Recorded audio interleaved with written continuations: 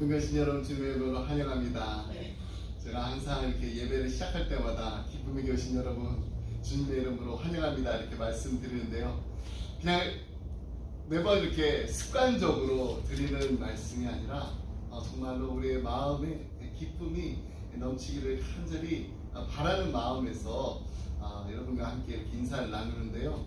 여러분 그래도 우리 기쁨의 교회에 이렇게 오면은 이런 인사를 하기 때문에 그렇게 바쁘고 또 분주한 삶 가운데서도 기쁨이라는 단어를 적어도 일주일에 한 번, 또 주일에 또 한 번 이렇게 해서 2번 이상은 들을 수 있는 것 같습니다. 여러분 마음에 정말로 하나님께서 주시는 참 기쁨이 넘치시나요? 아멘. 네, 오늘도 하나님 앞에 예배드릴 때 하나님 주시는 그 기쁨이 넘치실 뿐만 아니라 하나님의 마음에 기쁨 드리는 오늘의 수요배가 되기를 간절히 소원합니다. 제가 우리 조용히 기도하면서 하나님 앞으로 나아가겠습니다. 하나님 아버지 감사합니다. 오늘도 하나님 앞에 나와서 예배 드릴 수 있도록 저희들을 불러주신 것 감사드립니다. 분주한 삶 가운데서도 주님께서 주시는 참 기쁨을 누리게 하시고 또 그 기쁨을 우리 주위의 사람들과 함께 나눌 수 있는 복된 인생 살게 하시면 감사드립니다. 하나님 바라고원하는 것은 오늘 하나님 앞에 예배 드릴 때 우리의 마음에 기쁨이 충만히 흘러 넘치게 해 주시옵시고 하나님의 얼굴에 미소 짓게 하는 아름다운 예배가 되게 하여 주시옵소서. 저희들 하나님 앞에 온 마음을 다하여서 온 정성을 다해서 예배를 드리오니 하나님 이 예배를 기뻐 받아 주시옵시고 하나님 불로 영광 받아 주옵소서. 아멘. 감사드림의 모든 말씀 예수의 이름으로 기도드립니다. 아멘. 네. 우리 찬송가 325장 함께 찬양하시겠습니다.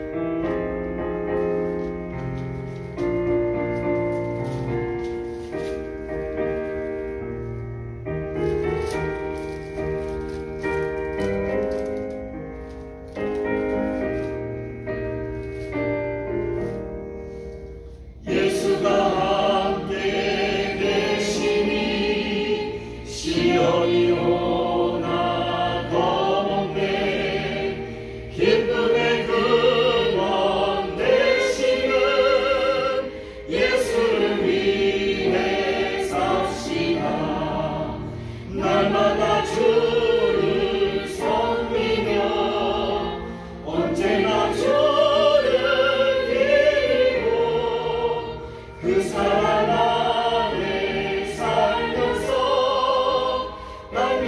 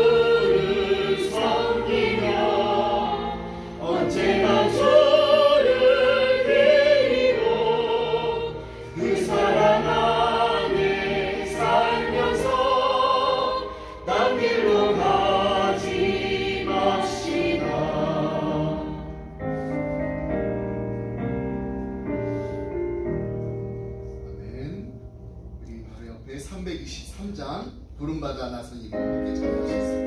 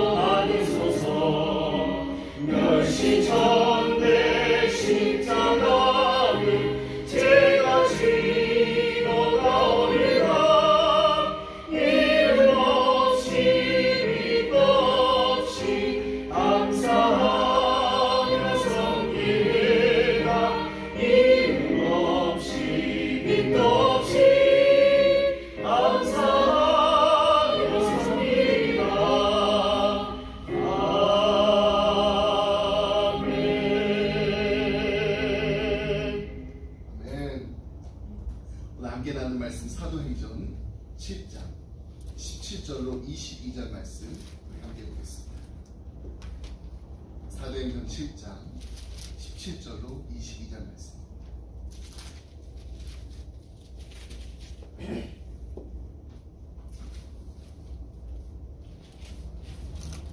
제가 먼저 17절 말씀 읽겠습니다. 우리 말씀 교독하겠습니다. 하나님이 아브라함에게 약속하신 때가 가까우매 이스라엘 백성이 애굽에서 번성하여 많아졌더니 요셉을 알지 못하는 새 임금이 애굽 왕에게 오매 그가 우리 족속에게 교활한 방법을 써서 조상들을 괴롭게 하여 그 어린 아이들을 내버려 살지 못하게 하려 할세.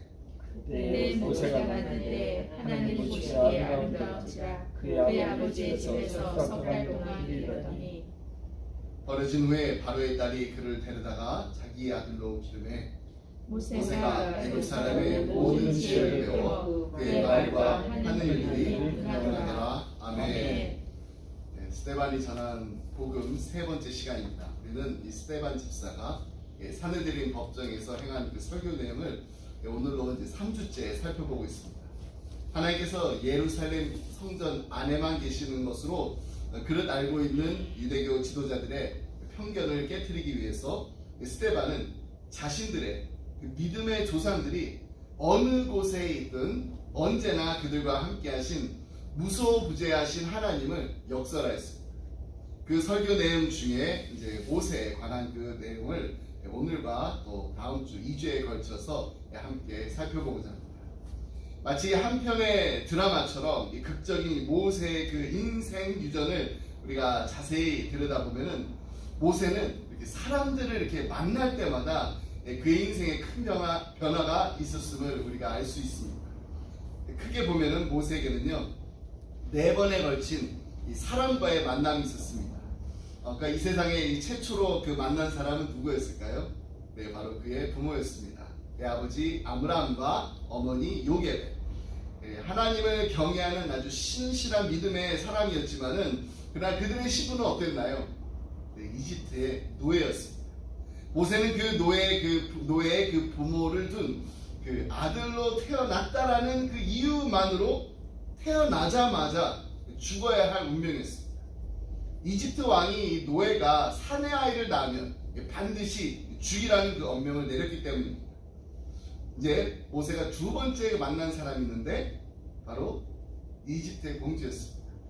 모세의 부모는 이집트 왕 이 바로의 그 명령을 어기고 모세를 몰래 키웠습니다. 그러나 이 석 달이 지나게 되니까 이제 더 이상 이제 불가능하게 됐습니다. 그러자 이 아이의 부모는 갈대로 만든 상자 속에 아이를 담아서 나일강 이 갈대 사이에 내려놓았습니다.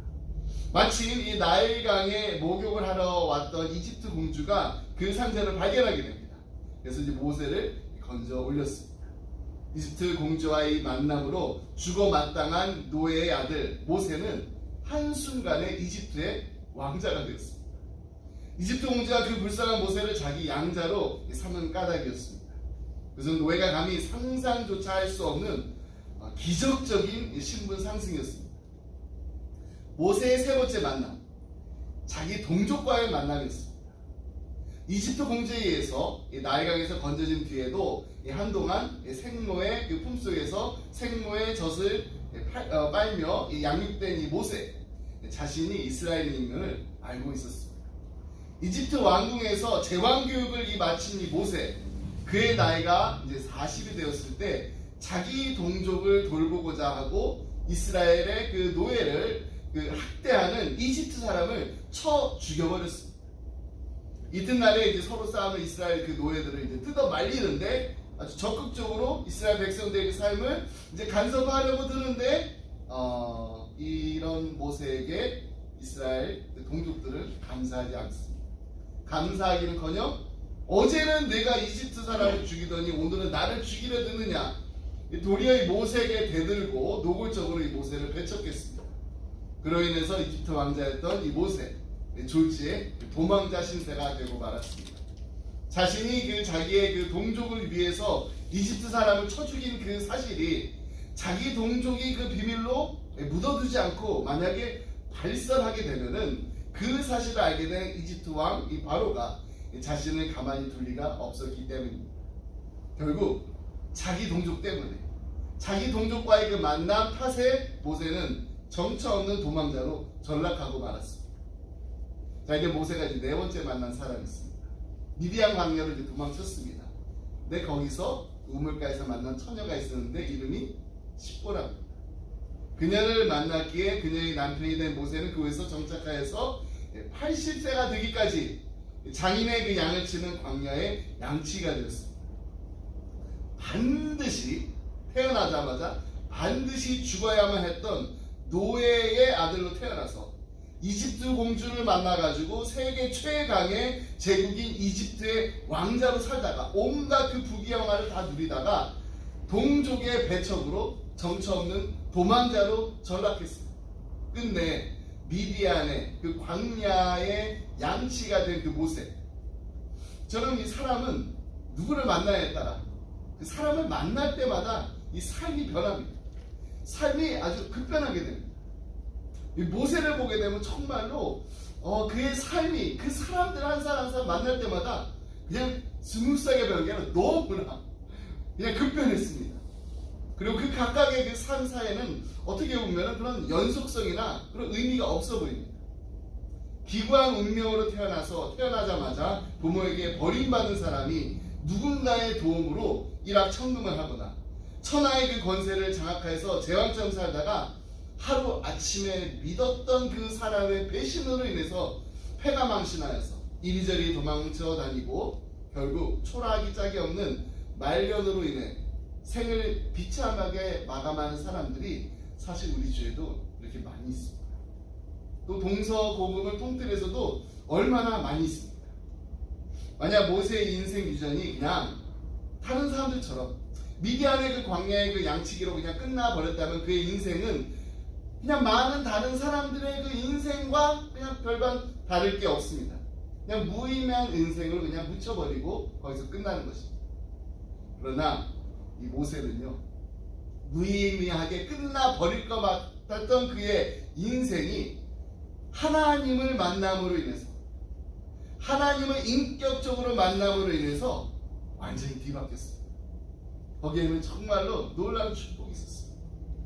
3500년 전에 태어났던 이 모세가 오늘까지 우리의 신앙의 그 표상이 된 것은, 그러니까 자신과 동행하시는 하나님을 인격적으로 만났기 때문입니다. 그리고 하나님을 만난 그의 삶, 우리에게 아주 귀중한 교훈들을 일깨워주고 있습니다. 모세가 지금 하나님을 만났을 때가 80세의 노령의 나이입니다. 저희 교회도 어르신들이 많은 것 같지만은 80세 이상 되신 어른들은 그렇게 많지가 않습니다. 80세의 그 노령의 그 나이에 하나님께서 쓰시고자 하는 부름을 받게 된 것입니다.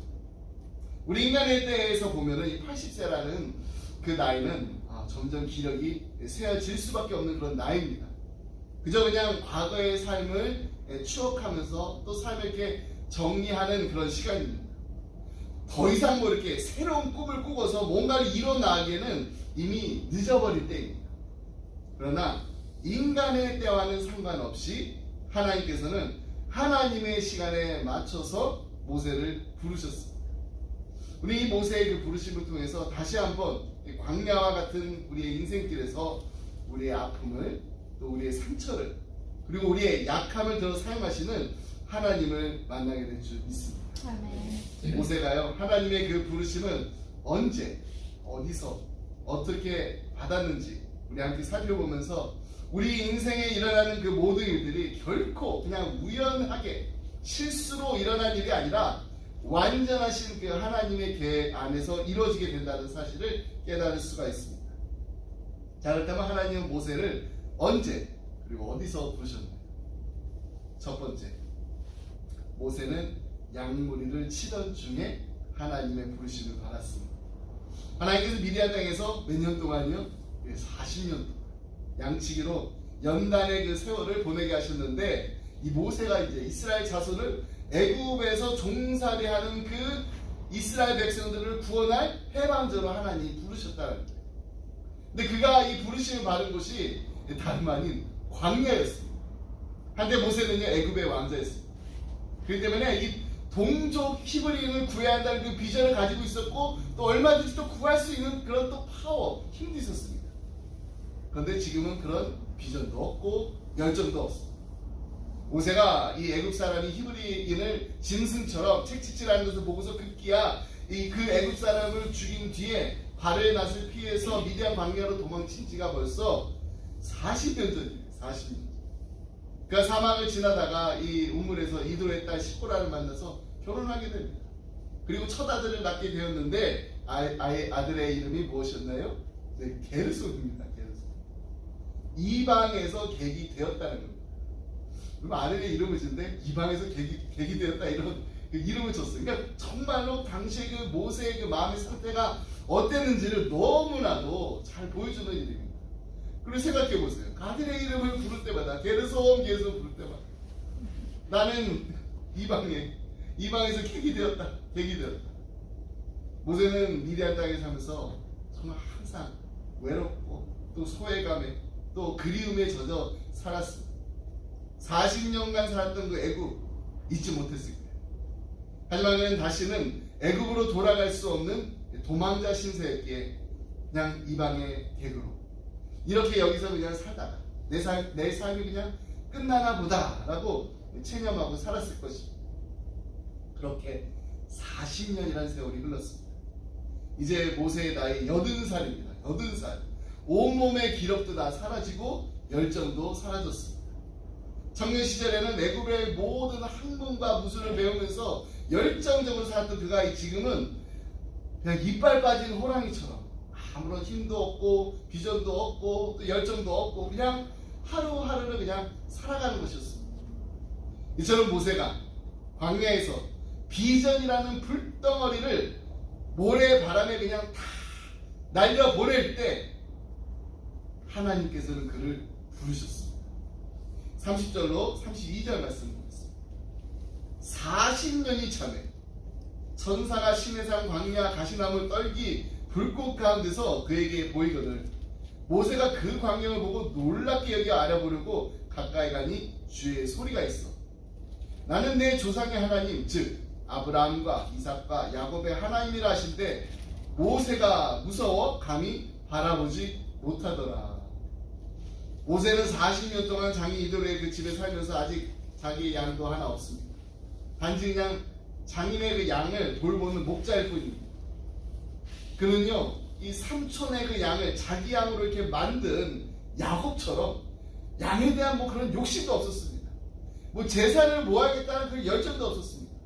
왜 그랬을까요? 그도 그럴 것이 그는 한때 애굽의 왕자였습니다. 애굽의 왕자. 그러니 그가 누렸던 이 부귀 영화에 비하면은요 아무리 많은 양을 기르고 소유한다고 해도 예전의 자신의 그 삶과 비교하면 정말 아무것도 아닙니다. 양 1000마리 기르는 거하고 애굽의 왕자로서 세상을 호령하고 사는 거하고는 비교가 되지 않습니다. 이처럼 모세가 애굽 왕자라는 유명의 그 옷을 다 벗어버리고 미디안의 그 목자라는 무명의 옷을 입고 생명만 유지하고 살아오고 있을 때 그때 하나님께서 찾아오셨다는 것입니다. 성공이라는 그 막 화려한 옷 다 벗어버리고 그냥 평범한 초라한 옷을 입고 있는데 그때 하나님께서 모세를 부르셨습니다. 근데 그 장소가 바로 시내산입니다. 우리가 잘 아는 호렙산이라고 불리는 이 시내산. 이스라엘 민족과는 정말 깊은 관련이 있는 곳입니다. 모세가 이 양떼를 이끌던 이 시내의 그 광야는요 훗날 이스라엘 그 백성들이 출애굽하여서 오랫동안 머문 곳이기도 합니다. 또한 모세가 이 양떼를 지켜보던 그 시내산 그 봉우리 거기에서 하나님으로부터 율법을 받습니다. 하나님과 언약을 맺은 곳이 바로 또 이 시내산입니다. 모세는 이 시내산에서 처음으로 하나님의 부르심을 받고 하나님의 현현을 체험하였고 이스라엘의 신정 국가의 그 근간이 되는 이 율법을 받았기 때문에 이 산을 하나님의 산이라고 부르기도 합니다. 사실 이 시내산 전체는요 그렇게 특별한 곳이 아닙니다. 그냥 미디안 그냥 유목민들 그냥 평범하게 양을 치던 곳이었습니다. 근데 바로 이 산에서 하나님께서 모세를 부르시고 이스라엘을 애굽에서 구해내라고 명령하십니다. 여러분 저는 이 모세를 생각할 때마다 1년도 아니고 2년도 아니고 3년 4년 그 정도까지는 그래도 좀 인내하면서 기다릴 수 있잖아요. 3년 4년 10년 정도까지 그래도 한번 우리 버텨보자. 이 10년이라는 그 세월 지나갈 때마다 모세의 마음이 어땠을까요? 저도 이 개척교회를 하면서 1년 지나고 2년 지나고 3년 지나고 다들 그런 마음을 시작하잖아요. 개척교회에서 한 3년 지나 4년 지나 5년 와 사람들이 이렇게 많이 모여. 근데 여러분 그렇지 않잖아요. 예, 우리 지난 그 주일에 그 부활주일 때 함께해서 정말 많은 사람들이 와가지고 함께 예배드릴 때 정말 더 뜨겁게 예배드린 것 같지만은 그냥 한번 특별한 예배 때 외에는 그냥 우리 항상 드리는 언제까지 기다려야 되나 그런 마음들 저만 가지고 있는 게 아니라 다들 그런 마음들 같이 가지고 계시다고 믿습니다. 근데 모세는요 5년 6년이 아니었어요. 40년이었어요. 40년. 청년 시절, 뭐 40년이니까 뭐 청년에서 뭐 중년, 청년 시절을 지나가지고 뭐 중년 시절을 지나가면서 정말로 이스라엘 민족을 구하고자 하는 그런 간절한 그 열망이 그때는 뭐 처음에 미디안에 왔었을 때는 그때만이라도 갖고 있었을지 모르지만은 10년이 지나고 20년이 지나고 40년이 지나면요 이제 은퇴할 나이도 한참 지났습니다. 백발이 성성한 그 80의 그 노인이 되었을 때 과연 모세는 이런 하나님의 부르심이 있을 거라고 상상이나 했을까요?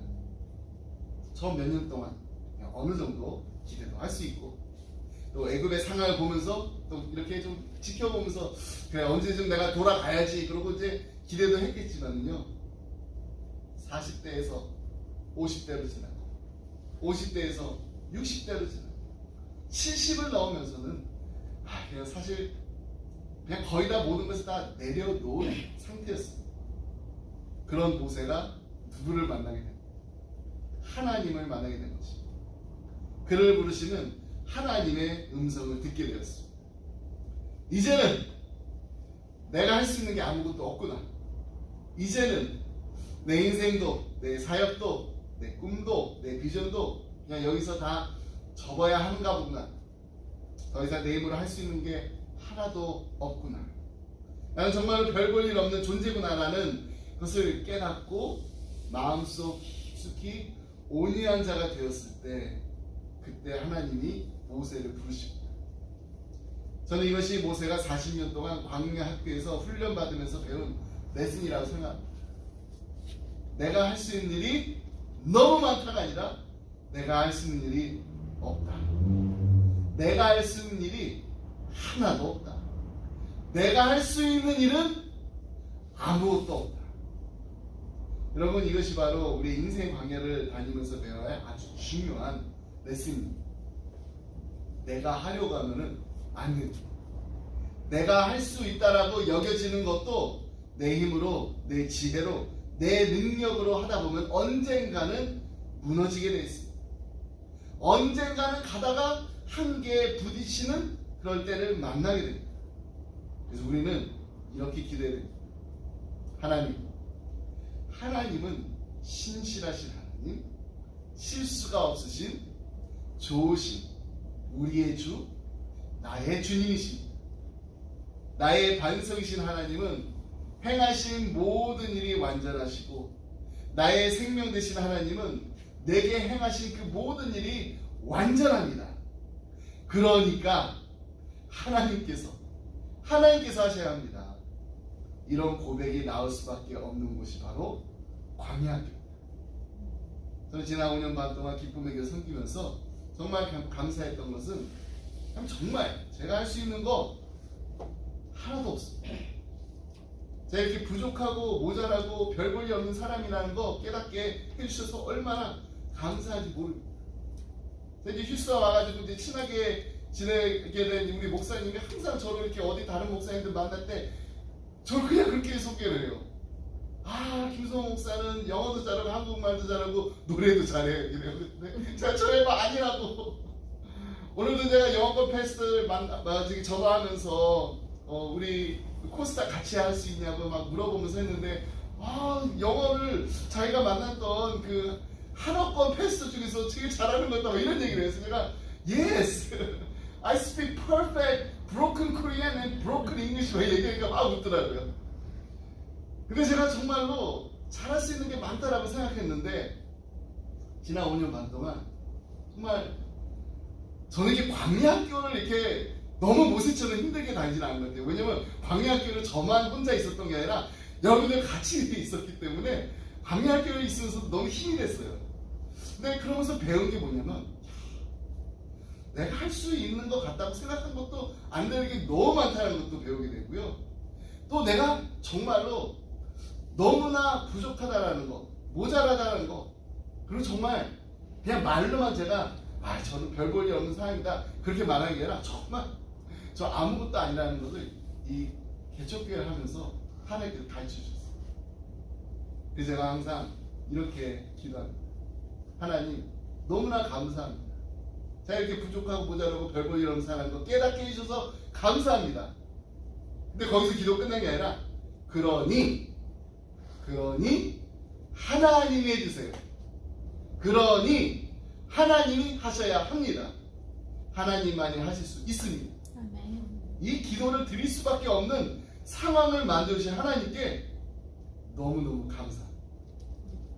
모세가 하나님 만났을 때요, 하나님께서는 모세에게 이렇게 말씀하십니다. 제가 출애굽기 3장 6절로 10절 말씀을 읽어 드릴 때 제가 벌써 표시를 다 해놨어요. 빨간 색깔로. 여기에 나는, 내가, 내게, 내 라는 이 단어가 몇 번 나오는지 한번 보세요. 6절 말씀 읽어드리겠습니다. 또 이르시되 나는 네 조상의 하나님이니 아브라함의 하나님, 이삭의 하나님, 야곱의 하나님이라. 모세가 하나님 배우기를 두려워하여 얼굴을 가리매 여호와께서 이르시되 내가 애굽에 있는 내 백성의 고통을 분명히 보고 그들의 감독자로 말미암아 부르짖음을 듣고 그 근심을 알고 내가 내려가서 그들을 애굽인의 손에서 건져내고 그들을 그 땅에서 인도하여 아름답고 광대한 땅, 젖과 꿀이 흐르는 땅, 곧 가나안 족속, 헷 족속, 아모리 족속, 브리스 족속, 히위 족속, 여부수 족속의 지방에 데려가려 하노라. 이제 가라. 이스라엘 자손의 부르짖음이 내게 달하고 애굽 사람이 그들을 괴롭히는 할 때도 내가 보았으니 이제 내가 너를 바로에게 보내어 너에게 내 백성 이스라엘 자손을 애굽에서 인도하여 내게 하니라. 아멘. 몇 번 들어가 있나요? 내가, 내게, 내 단어 세보셨어요? 자, 한 번, 두 번, 세 번, 네 번, 다섯 번, 여섯 번, 일곱 번, 여덟 번. 네. 혹시 이거 읽으실 때, 여기도 네 개가 있네. 그런데 전 처음에 네 개 했는데 보니까 인도하여 내게 하리라. 그래서 여기서는 그 네 개가 그 네 개가 아니에요. 여덟 번. 그럼 이스라엘 백성을 구원하는 그 일, 모세가 하는 일이 아니라는 거예요. 모세가 하는 일. 하나님께서 하시는 일. 하나님께서 하시는 일. 하나님께서 그들의 고통을 보셨고 하나님께서 그들의 부르짖음을 들으셨기 때문에 누가 하신다고요? 하나님께서 하신다는 것입니다. 여러분, 우리가 하는 일에 우리가 하는 일에 하나님 함께 해주세요가 아닙니다. 하나님 하신 일에 우리가 동참하게 해주세요. 우리 기쁨의 교회가요, 그리고 우리 기쁨의 가정들이, 그리고 우리 기쁨의 성도님들이 하나님이 하시는 일을 보기 원합니다. 하나님만이 하실 수 있는 기적을 체험하기 원합니다. 그리고 하나님이 하시는 일에 동참하라고 부름을 받았을 때 큰 소리로 아멘 하면서 약한 나로 강하게 하시고 가난한 나를 부유하게 하시고 눈먼 나를 볼 수 있게 하시는 하나님께서 나를 들어 사용하신다면은 하나님이 순종하며 나아가겠습니다라고 고백하시기 바랍니다. 아멘. 우리 그동안 잊어버렸던, 그리고 잃어버렸던 비전이 있다면은, 열정이 있다면은 다시금 그 비전과 열정이 회복되는 하나님의 귀한 소명자들이 다 되시기를 주님의 이름으로 축복합니다. 아멘. 자, 그렇다면 하나님께서 모세를 어디서 부르셨나요? 불떨기나무 불꽃 가운데서 하나님의 부름을 받았습니다. 모세가 하나님 만난 호렙산, 그 호렙이라는 그 단어, 그 호렙입니다. 호렙이라는 그 단어 자체가 이 건조하다라는 의미를 내포하고 있습니다. 말 그대로 거기는요 아주 건조한 광야였습니다. 그래서 그냥 그곳에 본문에 등장하는 이 떨기나무가 많이 있었어요. 모세가 여느 날과 같이 그냥 다름없이 양을 치다가 보니까 광야 그 소편에 향하던 중에 이 호렙에 이르게 됩니다. 출애굽기 3장 2절로 4절 말씀 함께 보겠습니다. 여호와의 사자가 떨기나무 가운데로부터 나오는 불꽃 안에서 그에게 나타나시니라. 그가 보니 떨기나무에 불이 붙었으나 그 떨기나무가 사라지지 아니하는지라. 이에 모세가 이르되 내가 돌이켜 가서 이 큰 광경을 보리라. 떨기나무가 어찌하여 타지 아니하는고 하니 그때에 여호와께서 그가 보려고 돌이켜 오는 것을 보신지라. 하나님이 떨기나무 가운데서 그를 불러 이르시되 모세야 모세야 하시매 그가 이르되 내가 여기 있나이다. 모세는요 떨기나무 그 덤불에 이렇게 불이 붙었으나 계속해서 이 꺼지지 않는 그 타오르는 것을, 이 광경을 보면서 너무나 신비롭다. 근데 이 불이 그냥 단순한 불이 아니라 바로 하나님의 임재와 하나님의 영광을 나타내는 빛이었던 것입니다. 척박하고 메마른 그 광야에서 자라는 그 떨기나무에는 이런 의미가 담겨 있어요. 애굽에서 정말로 노예 생활로 괴로워하는 이스라엘 백성들의 그 비참한 모습을 나타냅니다. 근데 거기에 하나님께서 임재하셨습니다. 노역으로 시달리고 있는 이스라엘 백성들에게 하나님께서 함께 하시며 그 백성들을 이제 구원하실 거라는 것을 암시하고 있는 것입니다.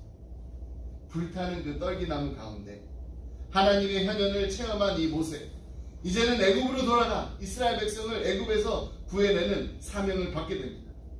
하나님께서 친히 모세의 이름을 부르십니다. 모세야 모세야. 그랬더니 모세가 내가 여기 있나이다 라고 응답합니다. 이때 하나님께서는 모세에게 뭐라고 하나요? 네가 신는 신발을 벗으라고 하십니다. 여기는 아주 중요한 그 두 가지 의미가 담겨져 있습니다. 첫 번째, 인간이 죄악된 곳에 다니느라 더러워진 그 신을 신고 거룩한 하나님 앞에 설 수 없다라는 것을 말하는 것입니다. 이것은요, 인간이 거룩한 하나님의 앞에서, 거룩한 하나님의 존전에서 마땅히 경외심을 가지고 경배를 드려야 된다는 것을 말해줍니다. 동시에 하나님의 거룩함과 인간의 죄성은 결코 함께할 수 없음을 보여주는 것입니다. 그러므로 율법의 행위로 그의 앞에 의롭다 하심을 얻을 육체가 없나니 율법으로는 죄를 깨달음이라. 이 로마서 3장 20절의 말씀이 우리에게 말해주는 것처럼 위대한 신앙의 그 위인이었던 그 모세도요, 하나님 앞에서는 죄 많고 흠 많은 인간이었다는 것입니다.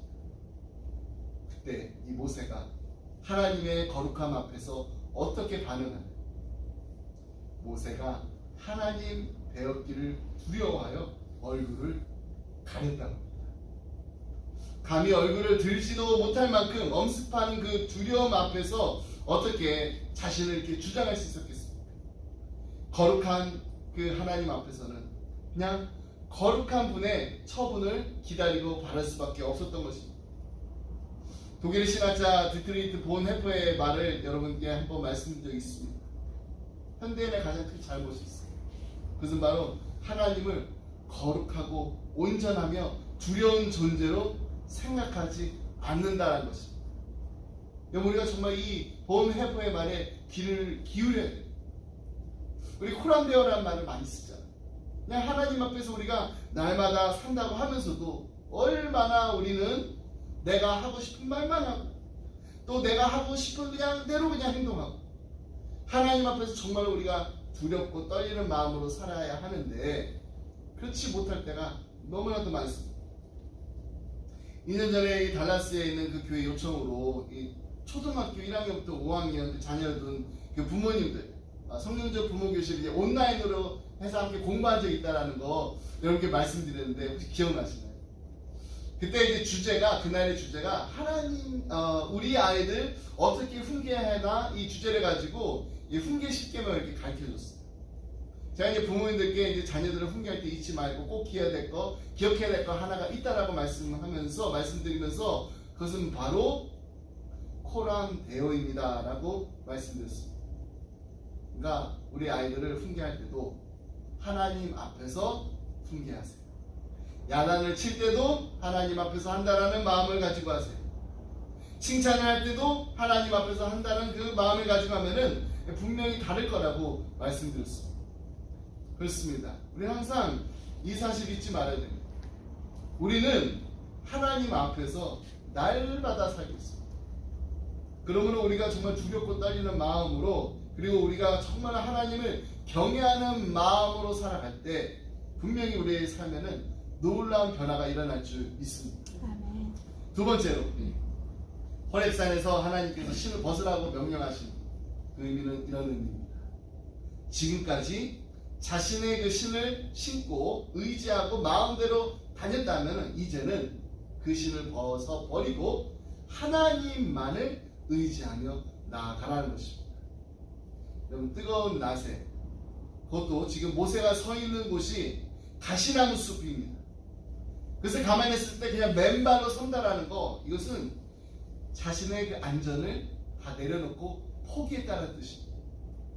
그러므로 우리의 헌신 그리고 우리의 소명은 포기에서부터 시작된다는 것을 잊지 말아야 됩니다. 우리가 우리 자신을 포기하지 않으면 하나님께 받을 수가 없습니다. 하나님께 받을 것이 없습니다. 우리가 우리의 꿈을 죽이지 않으면 그곳에는 하나님의 비전이 설 자리가 없습니다. 그러므로 하나님의 거룩함 앞에서 우리는 우리의 신발을 벗어야 됩니다. 포기해야 됩니다. 삶 가운데 쌓아온 그 수많은 경험들이 있습니다. 그 자신감의 신까지도 우리에게 다 내려놔야 됩니다. 고대 근동사에서는 이 신발 다 신을 수 있었던 거 아니에요. 자유인들만 신발을 신을 수 있었습니다. 종들은요 맨발로 다녔어요. 그러면 하나님께서 모세에게 신발을 벗으라고 명령하신 것, 그것은 바로 하나님께 온전하게 순복해야 할 하나님의 종이 되어야 된다는 것을 말씀해 주고자 하는 의도였습니다. 여러분, 우리는 종인가요? 종이 맞습니다. 근데 우리는 세상의 종이 아닙니다. 우리는 하나님의 종입니다. 그러므로 종은 주인의 말을 들어야 합니다. 주인의 기쁨이 되기 위해서 종이 원하는 걸 하는 것이 아니라 주인이 원하는 것을 해야 합니다. 우리가 정말로 잊지 말고 기억해야 돼요. 내려놓는 것부터 시작해야 돼요. 우리의 판단도 내려놓고 우리의 경험도 내려놓고 다 내려놓아야지 하나님께서 우리를 사용하실 수가 있습니다. 만남교회 김병삼 목사님께서 쓰신 책 가운데 기대와 달라도 행복합니다. 제가 이 책 읽다가 이 책 저만 읽으면 안 되겠다 그래가지고 우리 교회 날개에다 이제 갖다 놓을 거예요. 기대와 달라도 행복합니다. 이 책에 소개된 그 이야기인데요. 하루는 어떤 분이 목사님께 이렇게 얘기했다고. 목사님, 제 자녀가 목회자가 된다면은 아무 걱정하지 않고 목회에만 전념할 수 있도록 다 뒷받침해 줄 생각입니다. 이야기를 다 듣고 나서 목사님께서 이렇게 대답하셨다고 합니다. 아니요, 아이가 목회자가 되기 위해서는 먼저 그가 가진 것 모든 걸 다 내려놓아야 합니다. 부모님의 후원도 내려놓는, 부모님의 후원이 아니라 하나님의 도우심을 경험해야 돼요. 그것이 바로 사명자가 되는 길. 저는 이야기를 들으면서 또 제가 이 이야기를 전에도 말씀드리면서 저희 아버지 생각이 참 많이 났다라고 말씀드린 적이 있어요. 예전에 저희 아버지가 이런 말씀을 참 많이 하셨는데 요즘 아직도 이 말씀 하십니다. 어떻게든지 좀 도와주고 싶다, 힘이 되어주고 싶다. 저희 부모님의 마음은 다 똑같은 것 같아요. 자식을 위해서는 뭐든지 해주고 싶은 그 부모님의 마음.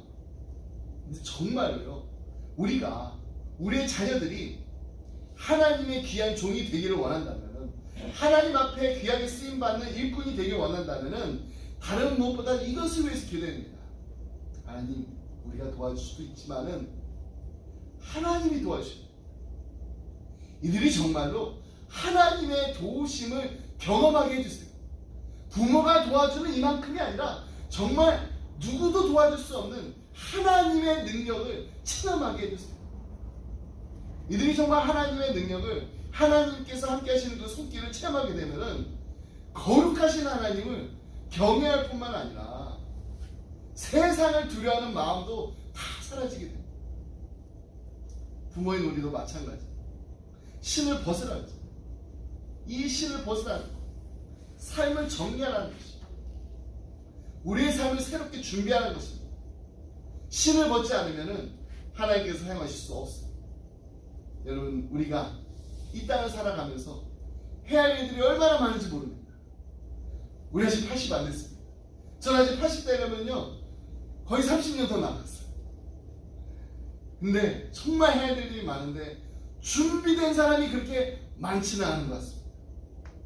왜냐면 그 이유는 바로 하나님 앞에서 신을 벗으려고 하는 사람들은 많지 않기 때문에, 아니 너무나도 적기 때문에, 우리가 거룩하신 하나님 앞에서 무엇을 내려놓고 무엇을 포기해야 할지를 알고 있다면 지금 이 시간 우리의 신을 벗으라는 하나님 명령에 순종하시길 바랍니다.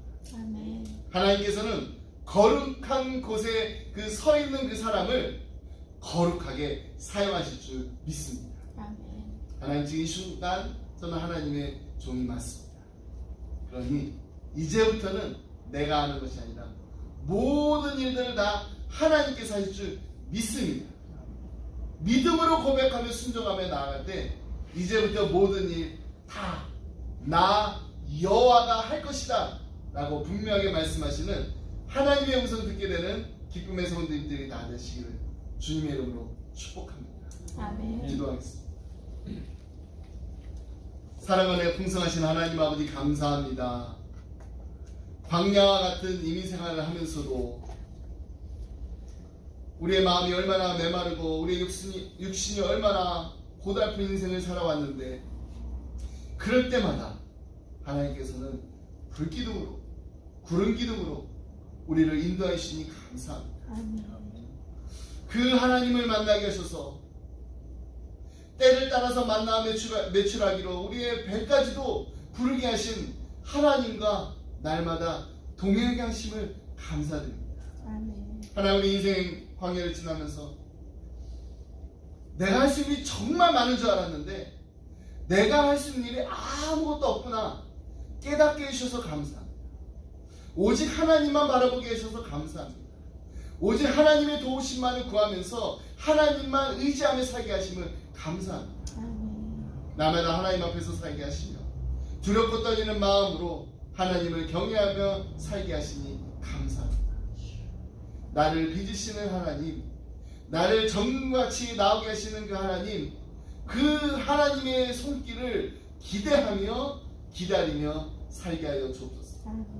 하나님의 귀한 도구로 우리를 불러주심을 감사드립니다. 하나님은 신실하신 하나님, 실수가 없으신 좋으신 나의 하나님이심을 믿습니다. 그 하나님께서 우리의 인생을 아름답게 빚으셔서 하나님의 그 따뜻한 사랑의 손길로 우리를 빚으셔서 하나님의 영광을 위해 아름답게 사용하여 주옵소서. 하나님, 우리 인생 살다 보면은 정말 원하지 않는 아픔이 있습니다. 상처가 있습니다. 하나님, 회복하여 주옵소서.